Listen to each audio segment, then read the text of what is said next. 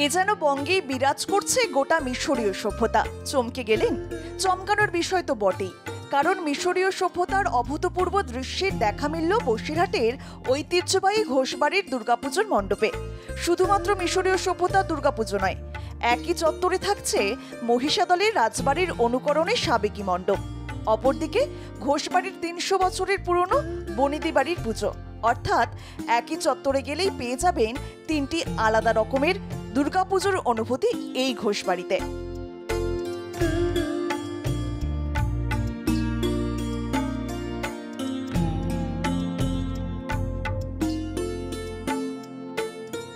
ঘোষবাড়ির পুজো মানে বসিরহাটবাসীর কাছে এক অন্য রকমের অনুভূতি। দুর্গাপুজো ছাড়াও সারা বছর ধরে একাধিক অনুষ্ঠান সহ সমাজ সেবামূলক কাজ করে চলে ঘোষবাড়ি। কিন্তু এই বছরের পুজোর ভাবনায় যেন একেবারে অনন্য। দীর্ঘ ৬ মাসের প্রচেষ্টায় গড়ে উঠেছে দুটি পুজো মণ্ডপ। ঘোষবাড়িতে ঢুকলেই দেখা যাবে মহিষাদলের রাজবাড়ি। প্লাই, লোহা ও রঙের ব্যবহার করে একেবারে হুবহু মহিষাদল রাজবাড়ির আদলে তৈরি হয়েছে পূজা মণ্ডপ। আরেকটু এগোলেই দেখা মিলবে ৩০০ বছরের পুরনো ঘোষবাড়ির নিজস্ব বনেদি পুজো।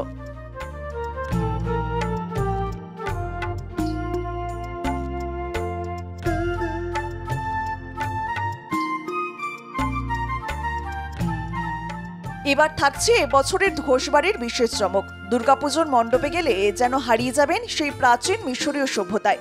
ভেতরে ঢুকলেই মনে হবে যেন পিরামিডের ভেতরে ঢুকেছেন। চোখের সামনে দেখতে পাবেন পিরামিড, বালির মরুভূমি, তুতেনখামেন, মমি ও ক্লিওপেট্রা, মিশরীয়দের ব্যবহৃত সোনার অলংকার রাখার বাক্স, হাইরোগ্লিফ হরফ ও বিভিন্ন পশু পাখি পূজ্য দেবদেবীদের ছবি। হারিয়ে যাওয়া মিশরীয় সভ্যতাকে মানুষের মাঝে তুলে ধরাই লক্ষ্য ছিল। দীর্ঘ ৬ মাসের প্রচেষ্টায় আমরা বসিরহাটের মানুষকে কিছু নতুন জিনিস উপহার দিতে চাই, তাই এই ভাবনা। এমনটাই জানালেন শিল্পী রাজেন্দ্র রাহা। এটা মোর দ্যান ২.৫ থেকে ৩ মাস একটা প্ল্যানিং ছিল। প্রথমে এগুলো আমাদের ফ্যাক্টরিতে তৈরি হয়েছে, তারপর এখানে ইনস্টলেশন হয়েছে। আর এটার মধ্যে লোহা এবং এফআরপি, ফাইবার রেনফোর্স পলিমার, এটা দিয়ে তৈরি করা হয়েছে। এই ধরনের ভাবনা বিষয়টা আমরা হিস্টোরিক্যাল কাজই করি, বিভিন্ন রকম থিম ওয়ার্ক, পূজা প্যান্ডেল। তো এটা তার মধ্যে একটা মিস্টেরিয়াস সাবজেক্ট, যেটা তুতুনখামুন, তার একটা পুরো খাজানাটাই পাওয়া গেছিলো কবরটার মধ্যে। সেটা একটা অনেক বড় একটা খবর ছিল, সেখানে হাওয়ার কাটার সেই খাজানাটা খুঁজে পেয়েছিল। এগুলো মানুষের সামনে একটা তুলে ধরা। পুজোর উদ্যোক্তা তথা ঘোষবাড়ির সদস্য লাল্টু ঘোষ আর+ নিউজকে জানালেন, আমরা আমাদের সভ্যতাকে পুনরায় মানুষের মধ্যে সঠিকভাবে পৌঁছে দিতে চেয়েছিলাম। মিশরের বিভিন্ন পিরামিড থেকে বেশ কিছু দুর্গা প্রতিমা, সুলভ ছবি এবং ভাস্কর্য উদ্ধার করেছেন পুরাতত্ত্ববিদরা। এর থেকে প্রমাণিত যে মিশরীয় আমলেও দুর্গাপুজো হতো।